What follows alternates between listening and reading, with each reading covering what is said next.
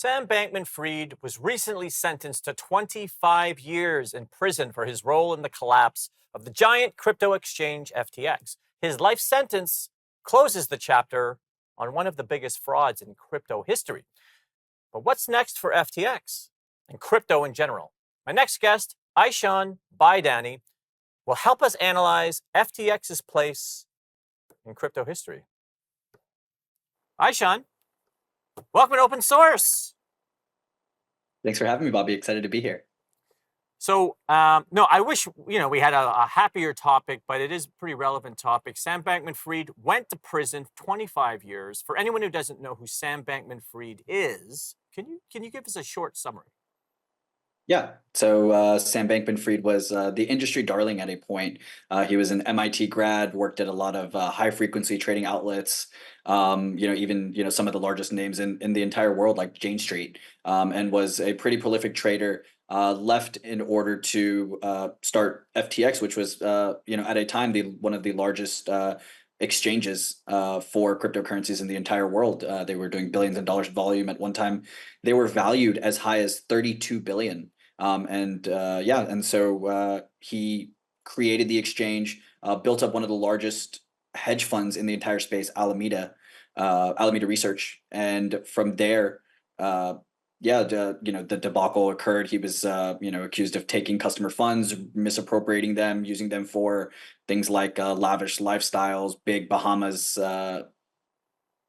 houses, and then as well as investments that he made, lost a lot of money, lost a lot of other people's money, and then now turned into probably the most infamous financial criminal in the past the century.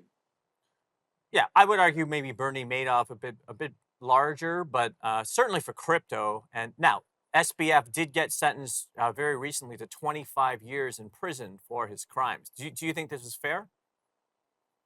So, I mean, personally, I think that financial crimes should be treated significantly differently than traditional, violent crimes. And so, I do think there is a place for punishment. I don't know if it's hard jail time with the same place as other criminals, but I do think that he definitely deserves a significant amount of jail time. He, took people's funds, stole people's money that was supposed to be guaranteed. Imagine very similar to a bank, and you go to your bank, and not only is there no longer money, there is no FDIC backing or government that's backing some of this money, that's telling you that, hey, even if the bank doesn't have the cash, the government has your back and they have the money for you, like it is in the United States and other places. But in a place where that's not the case as well, where you don't get those same government protections and just take people's money and leave people with nothing. There are tens of thousands of people that had their entire lives displaced, and for what is essentially just stealing of their money and misappropriating their funds. And so there's definitely a massive crime that happened. We're talking about not a small amount of money. We're talking about billions and billions of dollars of other people's money that he was misappropriating and using. So there's definitely a place for that type of criminal activity. But is it 25 years in jail with some of the most violent criminals in the world? That, I think, is something up for debate. So you think it was a little bit harsh? I think white collar crimes should be looked at with a different lens and scope than traditional violent crimes. Interesting. You may be right, although a lot of people's lives were really impacted by the decisions he made. So I guess this is really the question: like, what is the big lesson from the SBF FTX fiasco? So I think the biggest lesson to learn is actually one of the core ethos of crypto, which is not your keys, not your funds, right? I know it's a common colloquial term that you hear from a lot of analysts in the crypto space, but I think it rings true.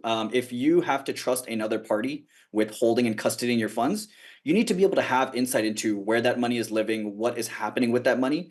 At the bank level, you don't have full insight into what's happening. You know that banks are loaning out this money in different varying capacities, giving people mortgages, loaning out to small businesses, things like that. But at least you know the government has your back, and the government is going to kind of backstop anything that happens. So your money is relatively safe up to a certain amount.